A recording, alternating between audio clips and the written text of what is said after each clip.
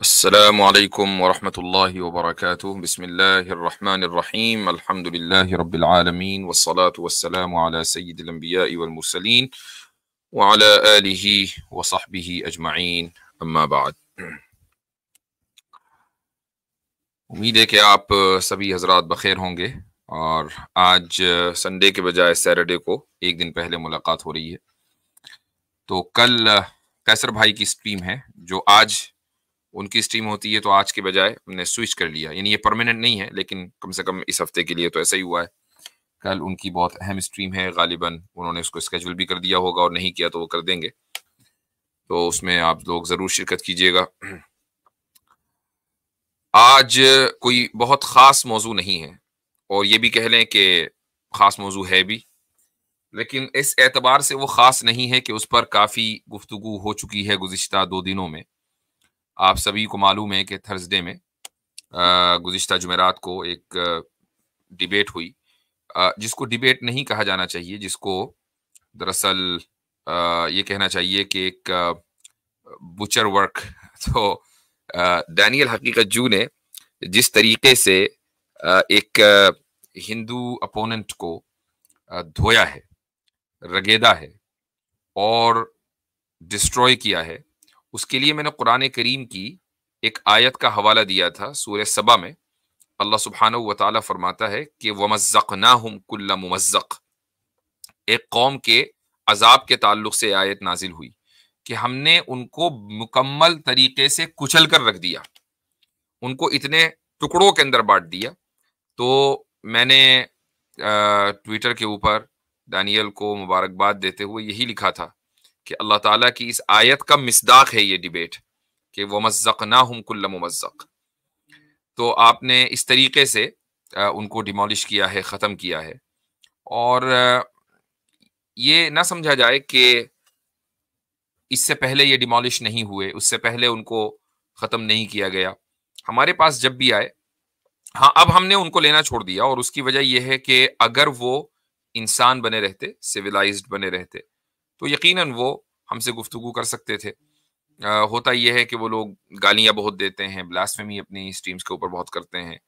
तो ज़ाहिर है कि फिर इस तरह के लोगों से गुफ्तगू करते हुए अच्छा नहीं लगता है। हाँ, ये कि अगर सिविलाइज़्ड लोग आते हैं हमारे पास, हिंदुइज़्म के या जैनी या जो भी बुद्धिस्ट, हम उनसे बात करते हैं, मुल्हिदों से बात करते हैं। मैं हमेशा एक बात कहा करता हूँ, वो ये कि सामने वाले का लहजा हमारे अल्फाज़ के ज़ेर-ओ-बम को तय करता है।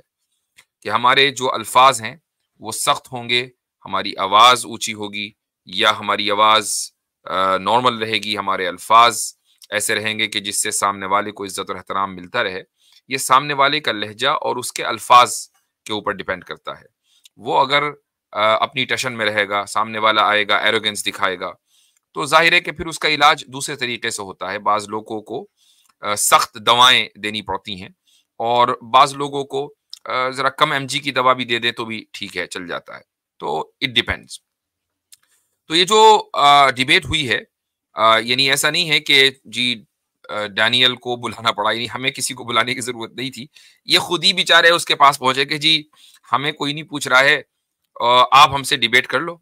अच्छा, डैनियल साहब का ज़ाहिर है कि उनको ये मालूम नहीं है, डैनियल हकीकत जू को, कि कौन और किसकी क्या हैसियत है।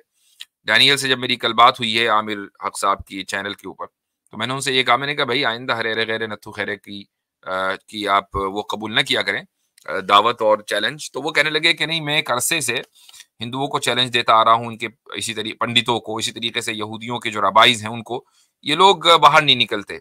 तो फिर ये होता है कि चलो ठीक है, जो तुम्हारा लूज कैनन है, जो भी छोटा मोटा आदमी है, उसी को भेजो, तो कम से कम ये कि एक पैगाम चला जाए। तो उनकी ये स्ट्रेटेजी है। तो बहरहाल ये भी ठीक है, अब एक मर्तबा एक लेसन इन लोगों को मिल गया है, तो मैं नहीं समझता कि शायद इस तरह के लोग अब आइंदा हिम्मत करेंगे किसी मुस्लिम डिबेटर के पास जाने की। तो ये जो डिबेट हुई है, एक तारीखी डिबेट है, और इसके मीम्स भी आप लोग बहुत देख रहे होंगे। जाहिर है कि सोशल मीडिया है, तो फिर लोग अपनी खुशी का इजहार छुपा नहीं पाते हैं, तो वो मीम्स भी जा रहे हैं और हर जगह छोटी छोटी क्लिप्स उसकी चल रही हैं। That's very good. तो लेकिन जो मेरा तबसरा है, कल मैं चूंकि मुख्तसर वक्त के लिए आमिर हक की लाइव स्ट्रीम में गया था, एक अहम मौजू के ऊपर मैं तबसरा करना चाहूँगा, और वो मौजू ऐसा है कि चूंकि डिबेट उस मौजू पर नहीं थी, तो डैनियल हकीकत जू ने उस मौजू को नहीं छेड़ा।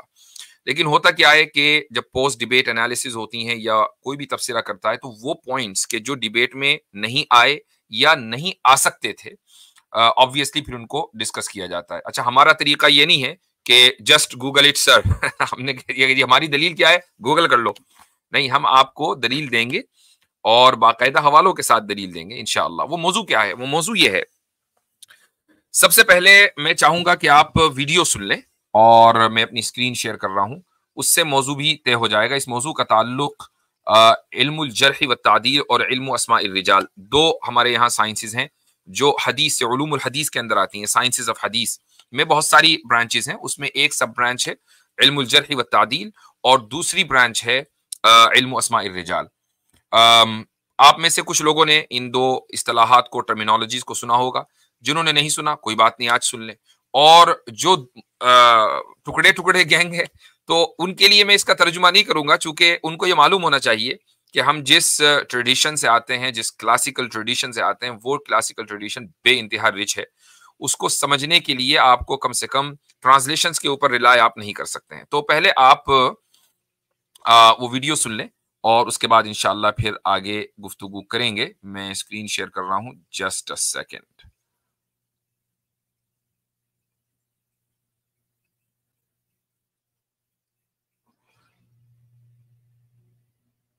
अच्छा, ये स्क्रीन शेयर हो गई है और अब सुने आप।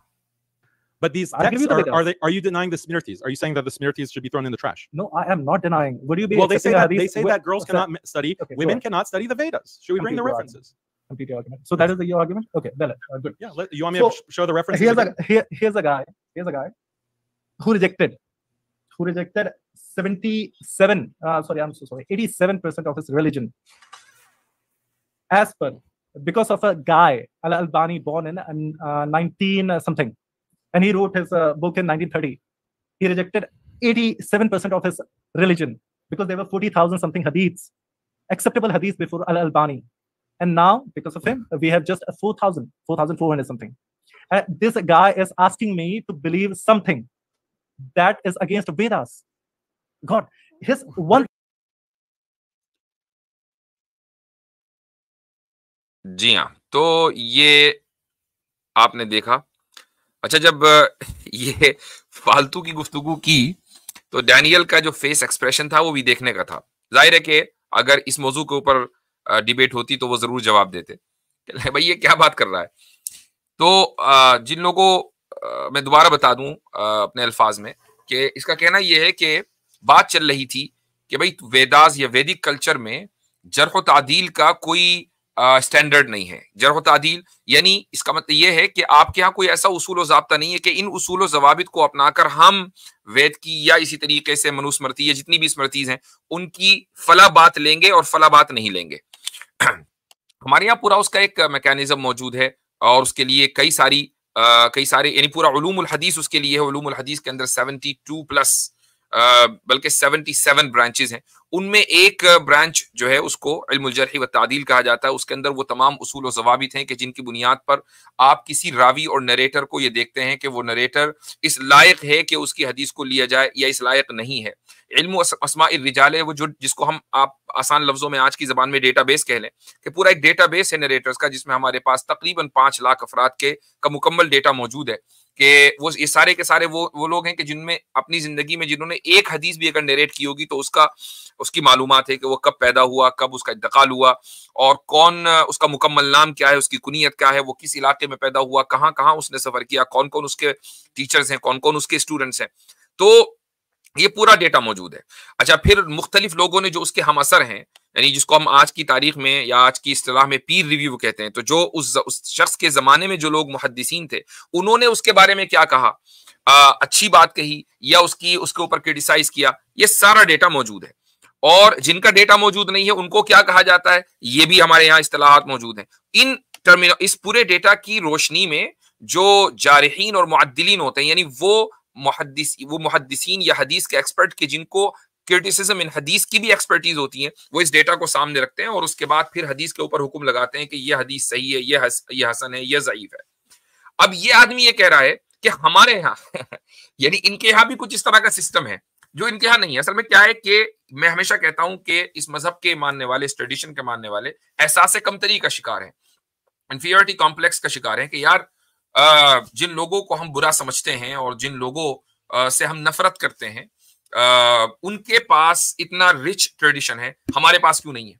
हमें यही नहीं। अच्छा, फिर डिबेट के अंदर ये भी कहते हैं कि नहीं, हमारी किताबों के अंदर गड़बड़ी हो सकती है। डिबेट के अंदर ये कहते हैं कि नहीं, हमने रिफॉर्म कर दिया, और ये लोग ना अपनी किताबों की गड़बड़ी को तस्लीम करते हैं चूंकि गड़बड़ी नहीं है, और न इस रिफॉर्म को तस्लीम करते हैं। इस पर हम तफसील से बात कर चुके हैं। तो खैर पॉइंट ये है कि इस शख्स ने एक बड़ा ही ब्लंडर किया, और वो ये कि शेख अल-अलबानी के ताल्लुक से कहा कि अभी वो 100 साल पहले पैदा हुए और उन्होंने 87% दीन को रिजेक्ट कर दिया, और तकरीबन 40,000 हदीसों में से उन्होंने सिर्फ 4,000 कुछ हदीसों को बाकी रखा, बाकी सारे हदीसों को उन्होंने ज़ईफ या कैंसिल कर दिया। ये मतलब इसको क्या कहा जाए? इसको यही कहा जाएगा कि बाज मर्तबा हमें इस लेवल के लोगों से बहस करनी पड़ती है कि हम ये सोचते हैं कि भाई हमारी किस्मत में ये गार्बेज आया, हमारी किस्मत में ये ट्रैश आया है, लेकिन चलो ठीक है जो भी आया, लेकिन आम लोगों को इल्मी फायदा होना चाहिए। तो मैं शेख अलबानी के ताल्लुक से इसमें मुख्तसर गुफ्तगू करूंगा, और फिर हमारा जो एक ट्रेडिशन है इल्मुल जर्ह व तादील और इसी तरीके से इल्म अस्माए रिजाल का, उस पर मुख्तसर गुफ्तगू करूंगा। ये मैं बता दूं डिस्क्लेमर के तौर पर कि मेरी जो पीएचडी है वो इसी मौजू के ऊपर है, इल्मुल जर्ह व तादील, इल्मु तखरीज अल हदीस एंड इल्म अस्माए रिजाल कंबाइंड, दीज 3 साइंसेस, इनके ऊपर मेरी पीएचडी है। तो इसलिए अब अगर मैं कोई बात कह रहा हूं, मैं फिर भी रेफरेंस दूंगा इंशाल्लाह, और स्क्रीन पर आपको दिखाऊंगा, लेकिन ऐसा ही नहीं कि वो हवाई फायरिंग है। सबसे पहले शेख अलबानी के ताल्लुक से सुन लीजिए कि शेख अलबानी ने कई किताबें लिखी हैं। हाँ, हम ये जरूर है कि बहुत से लोगों ने उनसे एग्रीमेंट किया है, बहुत से लोगों ने डिसएग्रीमेंट किया है, और जाहिर है कि जो इस तरह के मामलात होते हैं उसमें एग्रीमेंट डिसएग्रीमेंट होता है, और हर फील्ड में होता है। मसलन आपके सामने डेटा है, डेटा एनालिसिस बहुत से एक्सपर्ट करते हैं, ये एक अलग मैदान है, वो चाहे आईटी का डेटा हो या किसी भी साइंस का या फिजिक्स का, कोई भी। जब डेटा आप एनालिसिस करेंगे और अलग अलग एक्सपर्ट्स को देंगे, तो ऐसा मुमकिन है कि एक एक्सपर्ट की राय कुछ और हो और दूसरे एक्सपर्ट की राय कुछ और हो। इसका मतलब ये नहीं होता कि वो डेटा जो है उसके अंदर कुछ गड़बड़ी है। उस डेटा को एनालाइज करने में हर एक अपनी अपने मिजाज को देखता है, और उस मिजाज की रोशनी में वो फैसला करता है। तो ऐसे ही शेख अलबानी और उनके जो मुखालिफिन हैं उनके साथ हुआ। डेटा एक है, लेकिन किसी ने उसको कैसे इंटरप्रेट किया, दूसरे ने उनको उनके मुख्तलिफ तरीके से इंटरप्रेट किया। तो शेख की जो किताबें हैं उनमें एक मशहूर किताब है सहीहुल जामिअ अस्सगीर, अल जामिअ अस्सगीर, इमाम सुयूती की लिखी हुई किताब है। उसको उन्होंने इस तरीके से किया कि 2 हिस्सों में तकसीम किया कि उस किताब के अंदर जो सही तरीन हदीसें हैं वो एक जगह, और बाकी जिन हदीसों को उन्होंने नहीं लिया, इसका मतलब यह है कि वो उनके एतबार से, उनके क्राइटेरिया के एतबार से सही नहीं है। उस सही वाले वर्जन में इमाम जो शेख अलबानी ने कंपाइल किया है, जिसका नाम मैंने बताया सहीहुल जामिअ अस्सगीर, उसी में 8,200 हदीसें, अकेले 8,200 हदीसें सिर्फ एक जगह है, एक किताब में। और ये क्या कह रहा है? ये कह रहा है कि जी 4,000 हदीसों को बाकी रखा है।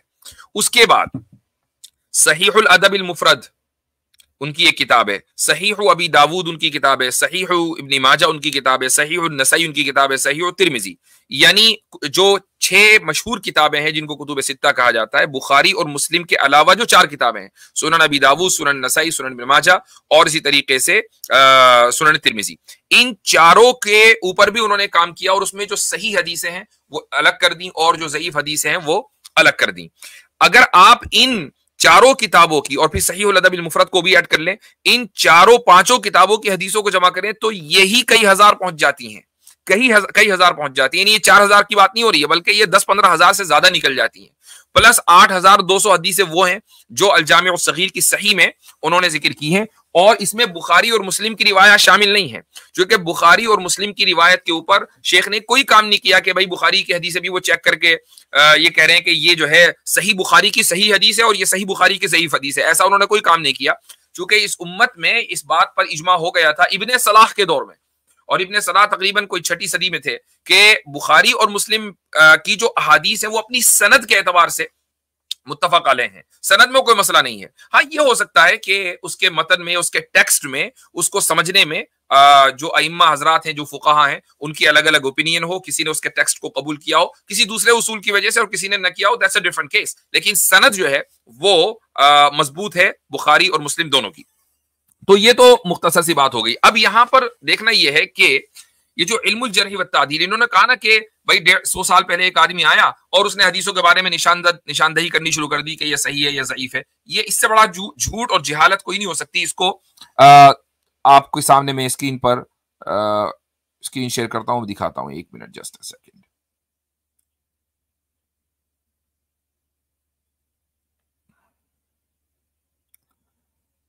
अच्छा जी, तो ये देखें, ये पहला सफ़ा है और इसको मैं जूम कर लेता हूं ताकि आप लोगों को सही से नजर आए। अरबी में है, तो जो लोग अरबी जानते हैं उनके लिए तो कोई मसला नहीं होना चाहिए, लेकिन जो नहीं जानते, ये किताब, इस किताब का नाम है उलूमुल हदीस असीलुहा व मुआसिरुहा, अरबी में है। ये किताब मेरे टीचर की लिखी हुई है, मेरे उस्ताद हैं शेख अबुल लैस खैराबादी, और खुद पीएचडी हैं, मैंने उनके ही ज़ेर निगरानी पीएचडी की है। उनकी ये किताब दुनिया की बहुत सी यूनिवर्सिटियों में करिकुलम का हिस्सा है।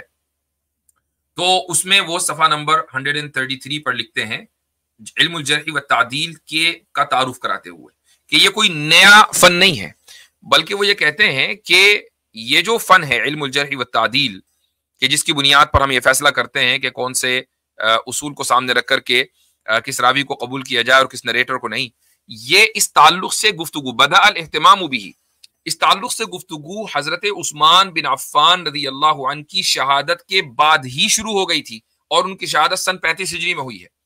और उनकी शहादत के बाद वजह यह हुई थी कि हदीसों को फैब्रिकेट कुछ लोग करने लगे थे, जिसके बारे में रसूल अकरम सल्लल्लाहु अलैहि वसल्लम ने पहले ही वार्निंग दे दी थी कि कुछ लोग काज़िबीन दज्जालीन पैदा होंगे। मन कज़ब अलैया मुतअम्मिदन फलियतबव्वा मक़अदहु मिनन नार, कि रसूल अकरम सल्लल्लाहु अलैहि वसल्लम ने फरमाया था कि जो मेरी तरफ जानबूझकर झूठ की निस्बत करे वो अपनी सीट जहन्नम में रिजर्व कर ले। इसका मतलब ये कि कुछ लोग ऐसे होंगे कि जो आप अलैहिस्सलातु वस्सलाम की तरफ झूठ मंसूब करेंगे। तो जब ये शुरू हुआ 35 हिजरी के बाद, कुछ लोगों ने इस तरह की हरकतें शुरू की जो दरअसल छुपे हुए मुशरिकीन थे, मजूसी थे और इस्लाम में दाखिल हो गए थे, या कुछ यहूदी थे इस्लाम में दाखिल हो गए थे और उनको एकेडमिकली इस्लाम को नुकसान पहुंचाना था, तो उन्होंने ये हरकतें शुरू की। तो जो मुसलमान थे और उनमें जो हदीस के एक्सपर्ट थे, सहाबा थे, उन्होंने इस ताल्लुक से फिर तवज्जो दी और ये काम सहाबा के जमाने में शुरू हो गया था। और वो इस तरीके से कि जस्ट अ सेकेंड, जी हाँ, तो अब इसमें लिखा हुआ है कि सहाबा किराम रजी अल्लाह अन्हु के जमाने में उमर इब्न खत्ताब, उबादा इब्न सामित, अली इब्न अबी तालिब, अब्दुल्लाह इब्न सल्लाम, सैयदा आयशा, अब्दुल्लाह इब्न अब्बास, अनस इब्न मालिक रिज़वानुल्लाहि तआला अलैहिम अजमईन, इन तमाम हजरात ने, और ये सब सीनियर साहबा हैं, इन तमाम हजरात ने इल्मुल जर्ह व तादील के मौजू पर कुछ ना कुछ गुफ्तगू की है। कुछ ऐसे उसूल और ज़वाबित उम्मत को दे दिए हैं कि जिनकी रोशनी में ये तय किया जाता है कि कौन सी हदीस सही है, कौन सी हदीस को लेना है और कौन सी हदीस को नहीं लेना। तो ये 100 साल पहले की बात नहीं हो रही है। रसूल अकरम सल्लल्लाहु अलैहि वसल्लम के जो इमीडिएट आपके बाद जो पहली जनरेशन है सहाबा किराम की, उसी जनरेशन ने ये काम शुरू कर दिया था। अच्छा, उसके बाद एक और मैं आपको बता देता हूं, अगला स्क्रीनशॉट भी शेयर कर देते हैं, जस्ट अ सेकेंड।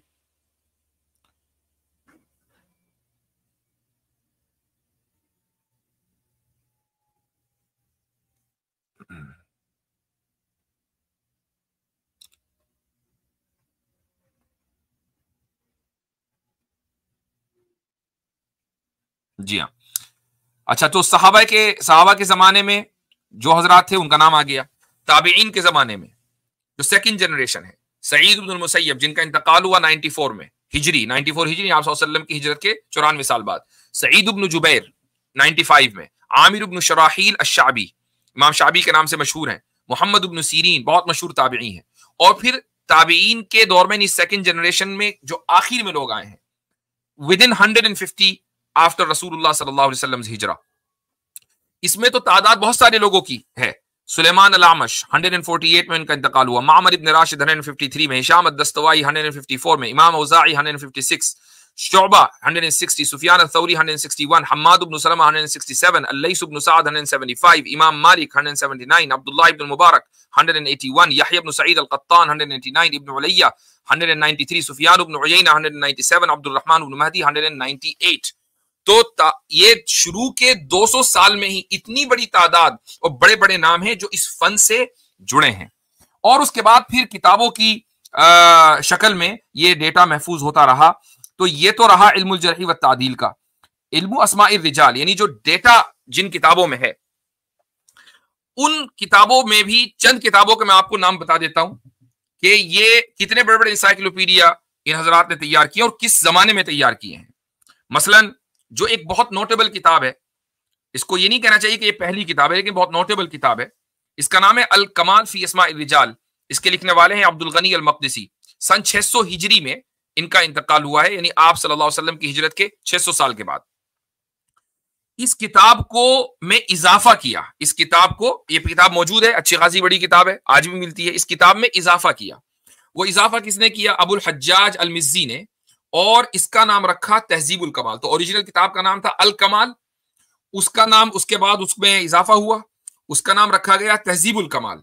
तहजीबुल कमाल जो मेरे पास जो वर्जन है उसकी जो वॉल्यूम्स हैं वो 43 वॉल्यूम्स हैं, ठीक है, 43 वॉल्यूम्स। तो जरा अंदाजा लगाएं कि इसमें कितना डेटा होगा। अच्छा, उसके बाद इनका जो इंतकाल हुआ है वो 742 हिजरी में हुआ। फिर इब्ने हजर अस्कलानी आए जिनका इंतकाल हुआ 852 हिजरी में। उन्होंने उस तहजीबुल कमाल को जो 43 वॉल्यूम्स में थी उसको उसका इख्तिसार किया, यानी उसको समराइज किया, और उन्होंने 6 जिल्दों में वो काम पेश किया जिसका नाम है तहजीब तहजीब। ये सारी किताबें मिलती हैं, ठीक है। उसके बाद उन्होंने सोचा कि यार 6 जिल्दें भी बहुत हैं, इसको और कंप्राइज करो और इसको मुख्तसर करो। तो उन्होंने तकरीब तहजीब के नाम से एक जिल्द में ये किताब लिखी। तो अब आप अंदाजा लगाएं कि 250 साल में एक ही किताब के ऊपर कितना काम हुआ। अल कमाल से शुरू हुआ, फिर तहजीबुल कमाल आई, फिर तहजीब तहजीब आई, फिर तकरीब तहजीब आई। 250 साल में अगर आप इन सारी वॉल्यूम्स को जमा करें, ये मोर देन 50 है। तो ये सिर्फ एक ही किताब का काम है।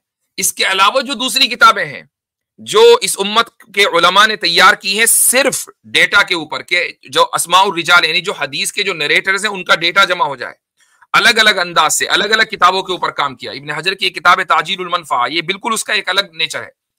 तो भाई ये कहना कि ये चूंकि हर जगह आपको अलबानी का नाम मिलता है तो ये सारा काम अलबानी ने किया होगा, जी नहीं। अलबानी ने तो बहुत आखिर में ये काम किया और उनके काम से एक बड़ी तादाद मुत्तफिक नहीं है, लेकिन हम ये नहीं कहते कि उनका काम बिल्कुल गलत है। लेकिन ये कोई दावा, हत्ता कि वो लोग जो अलबानी के काम को मानते हैं वो भी यही कहते हैं कि अलबानी ने उन्हीं उसूल और जवाबित को सामने रखा है, जो उसूल और जवाबित और जो डेटा पुराने उलमा ने और सहाबा किराम रज़ी अल्लाह अन्हुम के जमाने से लेकर आज तक जमा होता आया है। अलबानी ने कोई नया काम नहीं किया।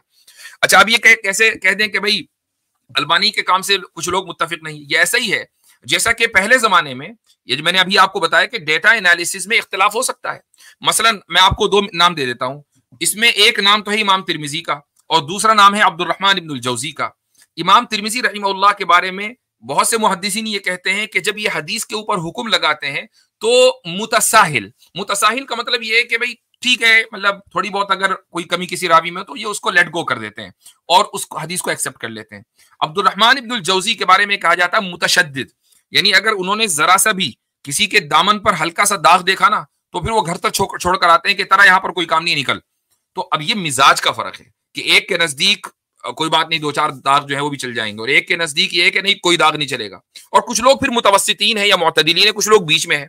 तो पूरी उसकी कैटेगराइजेशन है कि कौन से अइम्मा है जिनको हम मुतसाहिलीन बोलते हैं, कौन से अइम्मा है जिनको हम मुतशद्दिदीन बोलते हैं, और कौन से अइम्मा है जिनको हम मुतवस्सितीन या मुअतदिलीन बोलते हैं। उनकी पूरी लिस्ट है। तो ये कोई बच्चों का खेल नहीं है। जब आप इल्मी मैदान में और डिबेट्स में आते हैं तो पहले पढ़ें, और मुझे मालूम है कि आप पढ़ेंगे भी तो आपको ये समझ में नहीं आएगा, क्योंकि हम अपनी जिंदगियां लगाते हैं इसमें। तो मैं आकर किसी से सुनी बात यूट्यूब के ऊपर आकर कह देना कि जी वो अलबानी ने बस जो है 4000 हदीसें छोड़ी हैं, बाकी 87 आई डोंट नो की कैलकुलेशन, इसकी भी कैलकुलेशन ऐसी थी, वो रेप के ताल्लुक से कैलकुलेशन का हाल सबने देख ही लिया। तो 87% अहादीस जो है वो तो हटा दी, और जो बस 12-13% है वो रह गई है, और उनकी तादाद 4000 है। और भाई 4000 तो से ज्यादा तो बुखारी में हदीस हैं, और अलबानी का काम ना बुखारी पर है ना मुस्लिम पर है। तो ये मुख्तसर सी बात आपके सामने करनी थी। आई नो के जितनी इंफॉर्मेशन आपको दी है, इंफॉर्मेशन रिटेंशन जो है वो भी एक बड़ा मसला होता है, लेकिन कम से कम ये कि यूट्यूब के ऊपर ये महफूज रहेगी इंशाल्लाह वीडियो, और इससे आपको अंदाजा होगा कि उलूम हदीस का जो पूरा ट्रेडिशन है वो कितना रिच है और उसमें कितना काम हुआ है।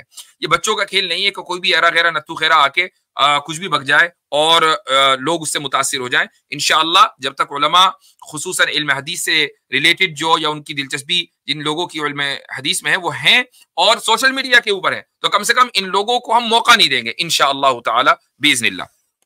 तो चलें, ये इब्तिदाई गुफ्तगू। अब मैं सबसे पहले तो स्टेज पर ऐड कर रहा हूँ आतिफ रैयान साहब को, एक्नॉलेज इस्लाम साहब को, बसालत आदम भी है माशाअल्लाह, और मैं लिंक भी शेयर कर रहा हूँ 2-3 मिनट में। जी भाई, अस्सलाम वालेकुम मुफ्ती साहब। बड़ा आपने एक इम्पोर्टेंट ये रखा, बट इसमें पहले तो जस्ट गूगल इट मैं कह देता करना, लेकिन हमारा जो है वो रिकॉर्ड में आना बात जरूरी है। अच्छा मुफ्ती साहब, इजराइल ने जो है वो जब ये बात कही, और माशाल्लाह आपने इसको बड़ा अच्छे तरीके से इसको आपने एक्सप्लेन किया, बट एक और चीज़ कहना मुझे लगता है इम्पोर्टेंट है कि इन लोगों को ऐसा लगता है कि शेख अलबानी रहीमहुल्लाह अगर आ गए अब उसके बाद काम नहीं हो रहा, तो भाई आज तक काम हो रहा है। उसकी रीसेंट एग्जांपल आपको देने की 2010 में हाफिज जुबैर अली ज़ई रहीमहुल्लाह साहब जो उनकी वफात हुई, कितनी हदीसें हैं जो शेख अलबानी ने सही कही, ज़ईफ कही, और उनको हाफिज जुबैर साहब ने सही कहा, और हाफिज जुबैर साहब ने उनसे इख्तलाफ किया, और ये कुछ ऐसा दिखाने की कोशिश कर रहे थे कि शेख अलबानी ने रहीमहुल्लाह ने अगर किसी पे हदीस पे कोई बात कर दी तो बस वो हमारे लिए 100% है। ऐसा नहीं होता। ये देखें, जो है शेख अलबानी, शेख जुबैर अली ज़ई और ये हजरात तो बड़े नाम हैं, यानी इन लोगों का इल्म हमारे इल्म से कहीं ज्यादा है। ये नाचीज आपके सामने बैठा है, मेरी जो रिसर्च थीसिस है उसी में मैंने कितनी ही जगह शेख अलबानी और दीगर मुहद्दिसीन से इख्तिलाफ किया है। अब जब मैंने रिसर्च की डेटा की, तो मुझे लगा कि नहीं ये होना चाहिए, और बाकायदा ऐसा नहीं कि जी लिख दिया और हम बैठ गए घर में, नहीं, उसका वाइवा हुआ, बड़े बड़े जो एक्सपर्ट थे, प्रोफेसर थे इसके, उन्होंने उसको देखा, मैंने अपनी थीसिस को डिफेंड किया, तब जाकर फिर डिग्री अवार्ड होती है। तो ये काम तो मुस्तकिल चल रहा है, ऐसा नहीं कि बंद हो गया। एग्जैक्टली ये इसीलिए मैं इंपॉर्टेंट पॉइंट रखना चाहता था कि ये तो आज भी हम, क्योंकि जो इस्लाम है ये कोई डेड रिलीजन नहीं है अल्हम्दुलिल्लाह। हमारे जो सनदें होती हैं मतलब उलमा की, वो तो बाज़ाब्ता नबी करीम सल्लल्लाहु अलैहि वसल्लम तक जुड़ती हैं और वो आगे चल रहे होते हैं। तो हम लोग जो है इनकी तरह सिर्फ बुक्स पे डिपेंडेंट ही नहीं है, ये भी हाँ बुक्स हमारी एक ट्रेडिशन का एक बहुत अहम हिस्सा है, लेकिन हम एक रिच ट्रेडिशन को जो है उसके साथ हैं। बाकी मुफ्ती साहब मैं तो यही कहूँगा इस पे कि आई यूजुअली मतलब मैंने उनको पहले भी बोला था, जब आप भी मेरी उस स्ट्रीम में थे, कि देखिए हमारे इख्तलाफात हो सकते हैं लेकिन हम है तो एक ही, इन द सेंस कि एक रीजन के हैं, तो थोड़ा बहुत हमें भी होता है आप लोगों के लिए पेन। इसीलिए हम आप लोगों को इंटरनेशनल नहीं जाने देना चाहते थे कि घर की बात जो है वो घर में ही रह जाए, तो मसला ना हो, क्योंकि at the end of the day हमें कहीं ना कहीं होता है दिल में थोड़ा सा कि भाई अपना ही बंदे को थोड़ा सा ना वो पिटाई पड़ रही है ऑनलाइन। आप देखें बदकिस्मती है कि किस तरीके से इनका जो है वो अब चट्टा खुल गया, तो अब क्या करें, जिसको अब खुद ही बेइज्जती करानी है तो उसमें हम क्या कर सकते हैं। जी हाँ, बिल्कुल बिल्कुल ऐसा ही। अब देखें ये लोग इस खुशफहमी में थे डिबेट से पहले। अस्सलाम वालेकुम आसिम भाई, क्या हाल चाल है? वालेकुम अस्सलाम, अल्हम्दुलिल्लाह खैरियत से। आप मुख्तलिफ कैसे हैं? अल्हम्दुलिल्लाह अल्हम्दुलिल्लाह। तो मैं ये अर्ज कर रहा था कि डिबेट से पहले ये लोग ये कह रहे थे कि भाई इस डिबेट के बाद तो पूरा वेस्ट अब हिंदू बन जाएगा और लोग जो है जोक दर जोक हिंदुइज्म में दाखिल होंगे। लेकिन हुआ इसका उल्टा कि जोक दर जोक निकल रहे हैं, यानी हिंदू इतना परेशान है कि यार इसको भेजा था और ये ऐसी मिट्टी पलीत करवा के आया है। अच्छा, मैं एक चीज बता दूं, मैं बाज मरतबा ये लफ्ज इस्तेमाल करता हूँ, लोग सोचते हैं कि यार ये हिंदुइज्म के खिलाफ है, बोल रहा है, हमें हमसे नफरत करता है। नहीं, ऐसा नहीं है। ये एक आइडियोलॉजिकल वॉर है, और यह कह लें कि आइडियोलॉजिकल डिबेट है। उसमें हम एक आइडियोलॉजी की तरफ हैं और आप दूसरी। तो ऑब्वियसली बात है कि हम आपको कोई इसमें यानी कोई कंसेशन नहीं देंगे, और उसकी वजह है कि हम आपकी आइडियोलॉजी को बातिल समझते हैं, आप हमारी आइडियोलॉजी को गलत समझते हैं। तो अगर आपको हक है कि हमें गलत समझें, तो हमें भी हक है कि हम आपको बातिल और गलत समझें। गलत को गलत कहेंगे, कभी हम इस तकल्लुफ में नहीं पड़ेंगे कि नहीं यार चलो ठीक है इनकी भी थोड़ी बहुत मान ले। नहीं, हम आपकी एक भी नहीं मानेंगे, क्योंकि आपकी हर कल गलत है। तो पहली बात तो ये। दूसरी बात ये है कि ट्रीटमेंट हमारा अलग अलग होता है। मेरी एक वीडियो अभी शायद अपलोड हुई 2-3 दिन के अंदर अंदर, और उसमें उसका उन्वान है कि आप दावत ऐसे दें, और उसमें पर्पस ऑफ लाइफ और मोक्ष वगैरह सॉल्वेशन, इसके ऊपर बात हुई है। गालिबन ये 2 स्ट्रीम पहले एक साहब आए थे और वो हिंदू थे, और उनसे, लेकिन उन्होंने हिंदू